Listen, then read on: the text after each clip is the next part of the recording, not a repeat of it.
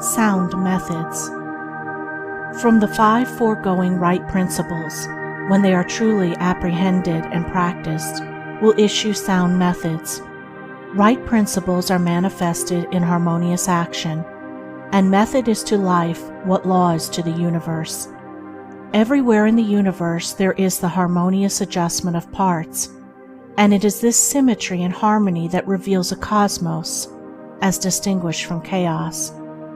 So in human life, the difference between a true life and a false life, between one purposeful and effective and one purposeless and weak, is one of method. The false life is an incoherent jumble of thoughts, passions, and actions. The true life is an orderly adjustment of all its parts. It is all the difference between a mass of lumber and a smoothly working, efficient machine. A piece of machinery in perfect working order is not only useful, but an admirable and attractive thing. But when its parts are all out of gear and refuse to be readjusted, its usefulness and attractiveness are gone, and it is thrown on the scrap heap. Likewise, a life perfectly adjusted in all its parts, so as to achieve the highest point of efficiency, is not only a powerful life, but an excellent and beautiful thing, whereas a life confused, inconsistent, discordant, is a deplorable exhibition of wasted energy. If a life is to be truly lived, method must enter into and regulate every detail of it, as it enters and regulates every detail of the wondrous universe of which we form a part. One of the most distinguishing differences between a wise man and a foolish man is that the wise man pays careful attention to the smallest things, while the foolish man slurs over them or neglects them altogether. Wisdom consists in maintaining things on their right relations, in keeping all things, the smallest as well as the greatest, in their proper places and times. To violate order is to produce confusion and discord, and unhappiness is but another name for discord.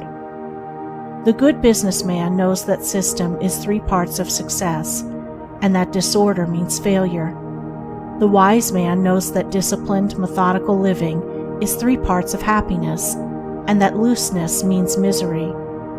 What is a fool but one who thinks carelessly, acts rashly, and lives loosely? What is a wise man but one who thinks carefully, acts calmly, and lives consistently? The true method does not end with the orderly arrangement of the material things and external relations of life. This is but its beginning. It enters into the adjustment of the mind, the discipline of the passions, the elimination and choice of words and speech, the logical arrangement of the thoughts, and the selection of right actions.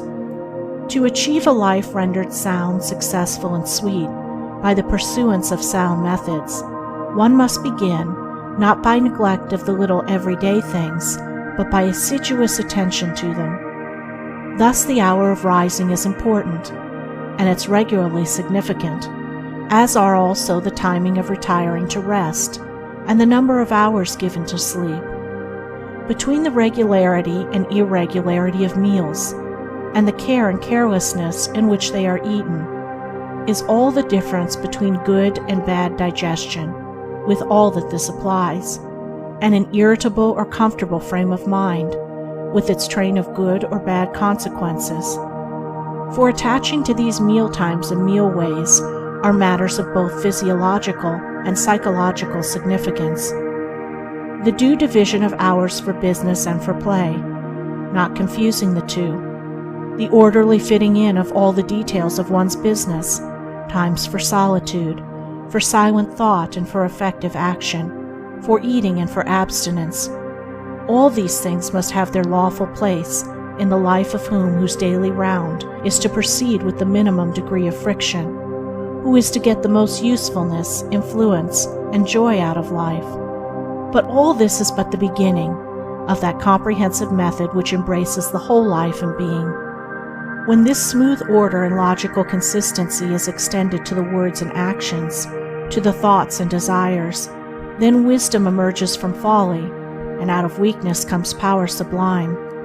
When a man so orders his mind as to produce a beautiful working harmony between all its parts, then he reaches the highest wisdom, the highest efficiency, the highest happiness. But this is the end, and he who would reach the end must begin at the beginning. He must systematize and render logical and smooth the smallest details of his life, proceeding step by step toward the finished accomplishment. But each step will yield its own particular measure of strength and gladness. To sum it up, method produces that smoothness which goes with strength and efficiency. Discipline is method applied to the mind. It produces that calmness which goes with power and happiness. Method is working by rule. Discipline is living by rule.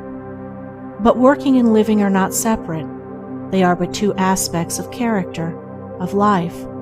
Therefore, be orderly in work, be accurate in speech, be logical in thought.